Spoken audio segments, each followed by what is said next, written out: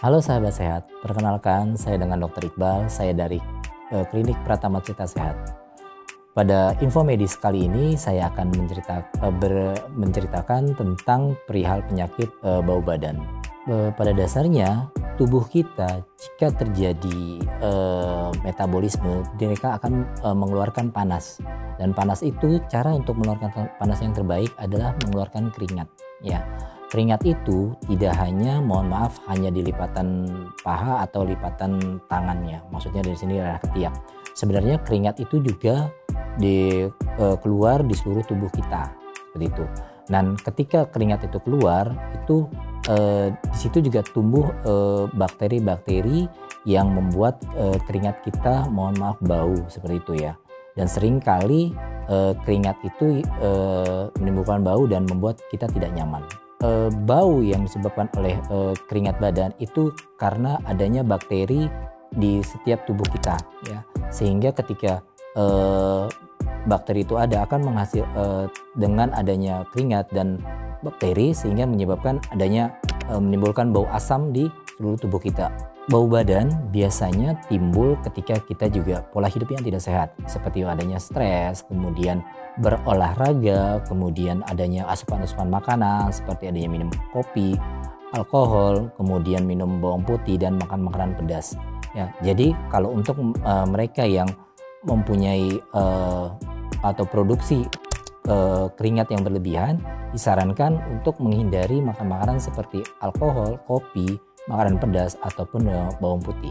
Yang pertama, tips untuk menghindari atau mengurangi bau badan, yang pertama adalah satu, bersihkan atau mandi secara rutin, kemudian memakai sabun antibakteri. Setelah itu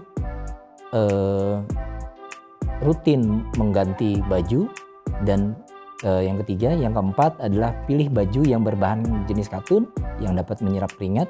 Selain itu juga rutin memakai deodoran, dan selain itu juga bisa membersihkan bulu-bulu yang ada di ketiak. Dan selain itu juga menghindari makanan-makanan yang merangsang adanya produksi keringat seperti sebelumnya saya sebutkan, seperti kopi, alkohol, makanan pedas ataupun bawang putih. Kenapa sih seringkali orang itu sering sudah memakai deodoran tetapi mohon maaf masih bau? Kemungkinan satu, dia mandinya kurang bersih, yang kedua tidak memakai sabun, yang ketiga tidak mencukur bulu di daerah ketiak, yang keempat masih adanya bakteri yang tumbuh di daerah ketiak itu sendiri. Apakah mencukur bulu ketiak itu mengurangi bau badan?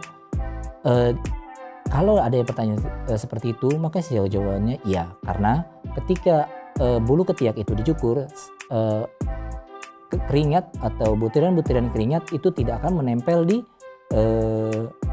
bulu-bulu itu sendiri, sehingga keringat yang ada akan menempel di baju atau pakaian yang ada di tubuh kita.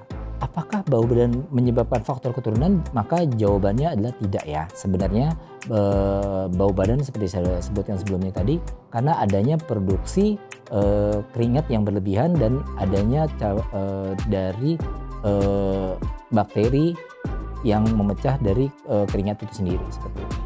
Jadi untuk teman-teman yang menderita, mohon maaf, bau badan, disarankan satu, untuk rutin mandi, kemudian rutin memakai sabun antibakteri, kemudian dikeringkan daerah yang berbau, kemudian rutin mengganti pakaian, serta menggunakan pakaian yang tepat seperti berbahan katun, dan hindari makanan-makanan yang merangsang produksi keringat yang berlebihan, seperti halnya kopi, alkohol, makanan pedas, dan bawang putih. Sekian dari saya, semoga bermanfaat. Salam hidup sehat, sampai jumpa.